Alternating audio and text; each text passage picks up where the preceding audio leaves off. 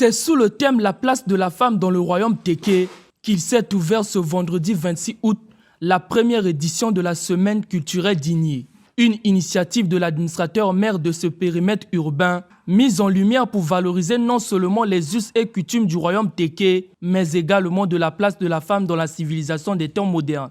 La diversité des œuvres de beauté présentées ici incitera à une profonde réflexion et à une révisitation plus éclairée de notre patrimoine culturel.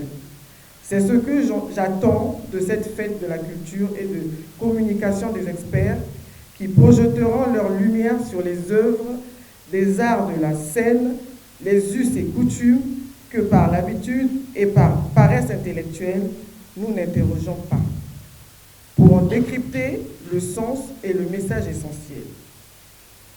Donc, nous sommes à Igné, nombreux pour célébrer une fête culturelle.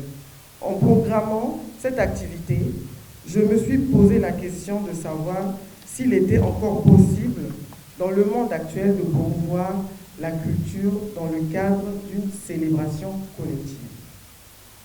Aujourd'hui, on dit...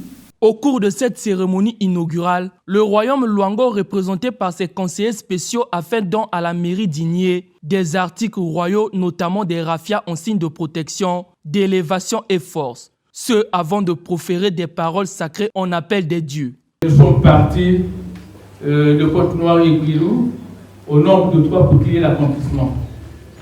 Nous sommes des conseillers spéciaux du roi Makosso IV. Vous savez que nous étions dans la même situation. C'est-à-dire que nous avons perdu nos rois. Et encore chez nous, c'était pire parce qu'il y a eu également l'appel du premier ministre du royaume. Que lorsqu'on parle du royaume Téké et le royaume Luango, en fait, c'est un seul royaume. Parce que nous disons, que nous sommes un. Et voilà, c'est votre drap. Voilà votre paille. Vous allez certainement mettre ça au salon. Si vous mettez ça au bureau, vous savez, vous êtes là pour l'instant. Vous dites que demain, ça va aller de l'avant. Vous n'aurez plus le temps d'enlever. L'administrateur maire d'Igné, Assitou Kamara Somi, pense que ces assises produiront des résultats qui vont corroborer aux attentes des temps modernes, sans omettre les us et coutumes du royaume Téké, considéré comme l'une des civilisations anciennes du bassin du Congo.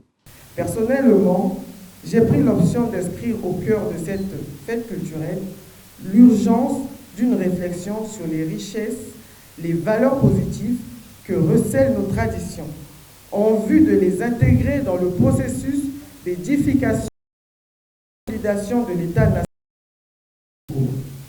Dans mon esprit, il ne s'agit pas simplement de l'ontologie, de l'anthropologie. Donc si tous les éclairages sur la place de la femme dans le royaume Téké sont mis en perspective pour contribuer à l'enrichissement de la réflexion nationale sur la place de la femme dans la société congolaise. En réponse à l'appel du présent et en anticipation pour l'avenir.